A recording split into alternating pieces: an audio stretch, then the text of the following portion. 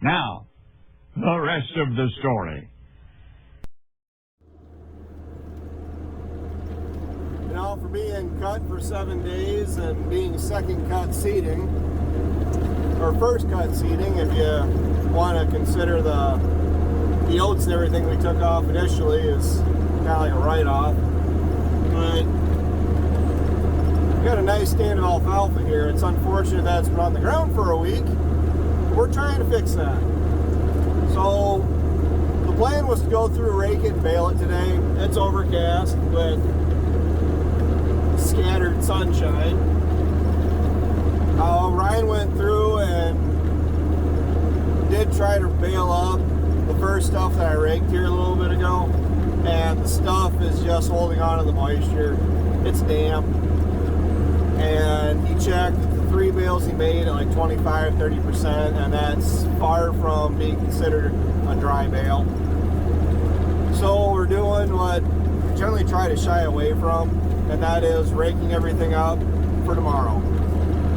The reason I shy away from that is because these windrows insulate the ground. It's September, and the amount of overnight dew we're getting is almost comparable to a light rain shower.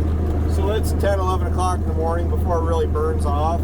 And what I really am not crazy about is any of that moisture that comes up underneath the bottom of that windrow is going to insulate it, and either it's going to take a long time for it to dry out where you can bale it without having to worry about it going out of condition in a bale,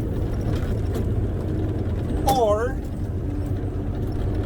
we'll have to go across everything again with that New Holland 258 roll bar rake that I got, which is reason number 2 why I bought that rake. Reason number 1 is for all these waterways that I can't rake with this Rhino rig, and have to go and flip over all these windrows so the bottom is exposed to the projected sunshine and blue sky tomorrow. But it's kind of early to guesstimate what this stuff is going to yield. But for the amount of acres we got down, which I couldn't tell you for certain how many acres we actually have down, but we're probably looking at about 100 plus bales between Dad, Ryan, and me, which is good. It's cow feed. And to be completely honest with you, even though the stuff has been on the ground for 7 days, it's been cooler, and even this stuff, it's actually retained a lot of its greenness yet. But it's 52 degrees out when I got up this morning. It's, I don't know, one way to kind of keep the hay from going out of condition. But this stuff will all be made hopefully by tomorrow. We'll haul it in the next day, and Dad will be done with hay for the year. Brian has potentially one more cutting, a 4th cutting after the frost, and then I got that over there is done, will be done, and then all I'll have is the valley, which the valley won't be done for at least another week. I mean, as much growth as I can get on it at this point in time is really why I'm letting it go. Plus the fact that with the current forecast, it's looking like it'll be late next week or the following week anyway, before the weather will give me a chance to get any of it made. Because they're calling for rain Saturday, Sunday this weekend again, and I do believe they're calling for rain midweek next week. But to be able to get at least this much out, made, hauled out, and forgotten about until winter it's a pretty good task off our shoulders, not having to worry about it. I mean, all of us, as far as I'm aware, we're more focused, or we're ready to look at doing row crops. I mean, we had a heck of a hay crop this year. Me and Dad, Ryan, and myself have all actually, we got plenty of feed, especially for the amount of cows we have. Now, if we had the number of cattle around here that we all would want, are actually building up to, the amount of hay that we produced is probably going to turn into the standard amount of hay we'd have to make. But I like having cattle around. It's just that I don't like having to produce a bunch of forage, a bunch of alfalfa, a bunch of shelled corn for dairy cows. That's all I'm going to say about dairy cattle. I'm not going to sit and harp on them. Even for the beef cattle, I know people are kind of liking us to go back to chopping. And every year that we get away from chopping alfalfa or corn, less and less interest to really do it. To be honest, out of any of us, I think Ryan will be the one that will probably start going, hey, I wouldn't really mind it, but it seems how he's got that wrapper and he can make silage bales. Those chances are pretty slim. I have a hard time ever wanting to go through and chop a bunch of corn for corn silage for cattle. I'm what you would call and probably look down upon as a low input cattle producer. That doesn't mean my cattle aren't taken care of. It just means that when the cattle go out in the pasture throughout the summer, they find and harvest their own forage, their own feed, and then, like even with this strip that I'm on now, all the regrowth that's going to come back up, the cows are going to harvest it themselves really cheaply, because once it's froze off and the row crops are harvested out, we'll be letting the cows out into the fields. They can clean up any ears that don't make it into the corn head, or any ears that get knocked off or knocked over in the process of harvesting.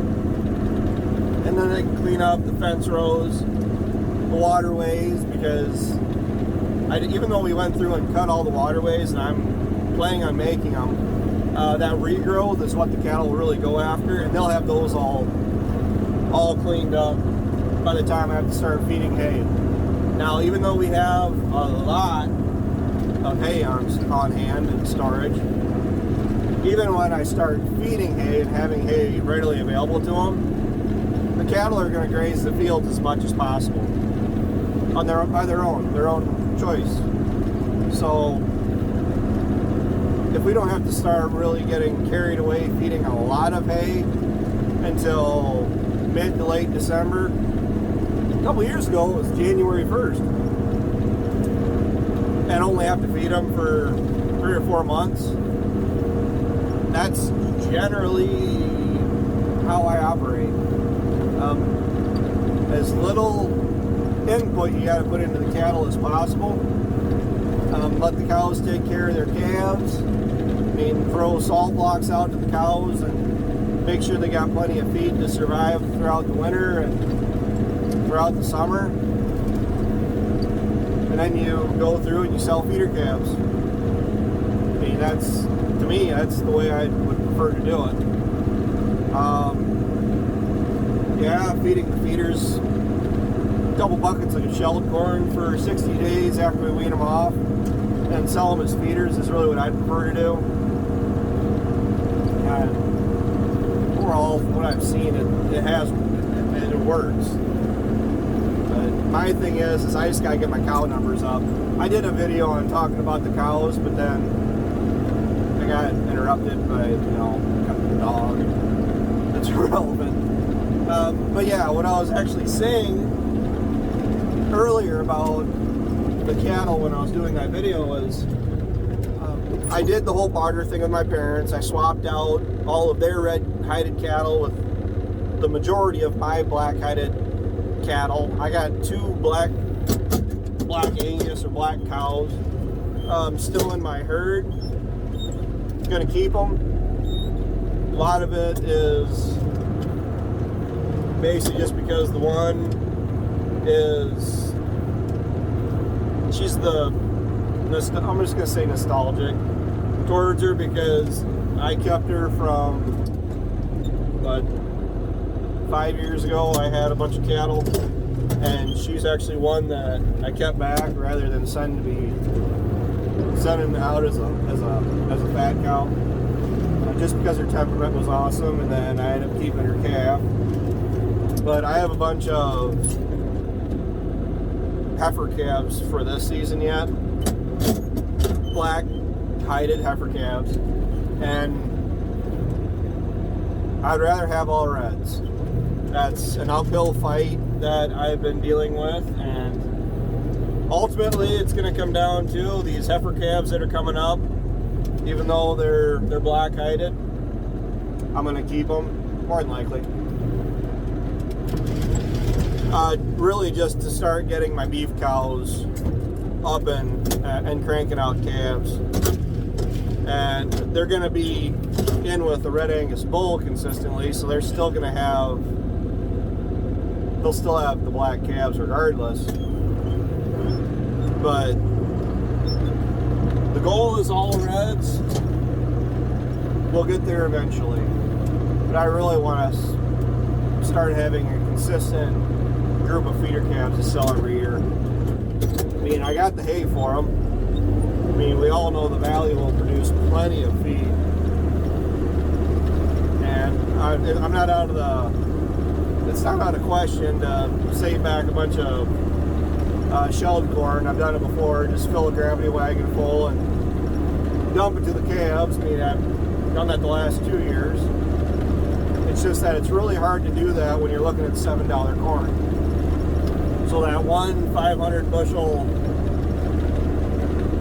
gravity wagon full of corn it's a lot of money. And, you know, draining your calves is great. I mean, it keeps them tame and it does put some conditioning on them, but cheaper is better, because a lot of guys, depending on who you're selling to, they don't want much build on them. They just want the frame so they can put their own weight on them. And where are we at here? It's the 6th of September. It's going to be harvest before we know it. I know a lot of you guys are cheering that on, but September, we're burning right through. It seems like the summer, basically, you blinked and it was gone. And basically, looking at my calendar, I'll be busy until March.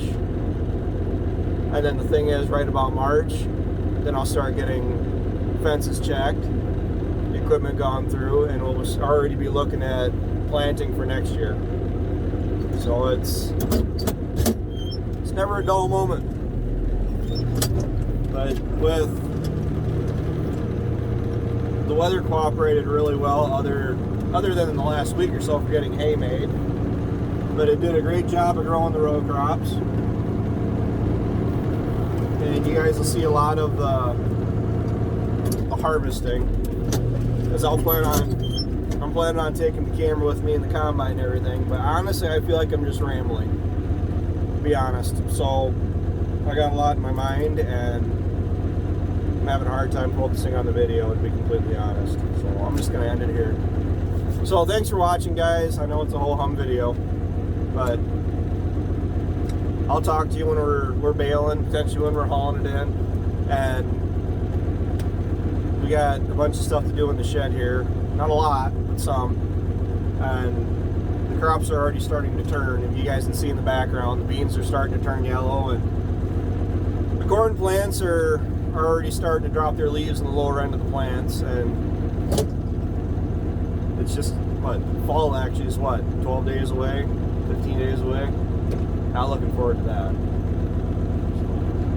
Thanks for watching the rest of the story. If you guys have watched this long, make sure you like, comment, double subscribe if you could.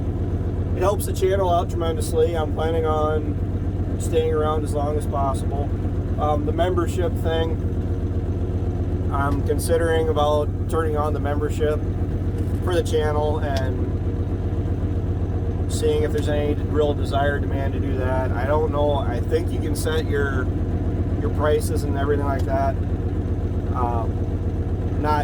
I'm not gonna have no $20, $30, $40 membership fee. As long as I can set it, it's probably gonna be like 3, 5, 10 if there's different tiers of it.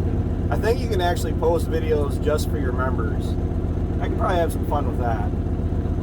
So, thanks for watching. I got to get to it because it's already after 3 o'clock and we got the concrete guy coming, so I gotta go. Got to be done before he gets here. So, I'll talk to you later.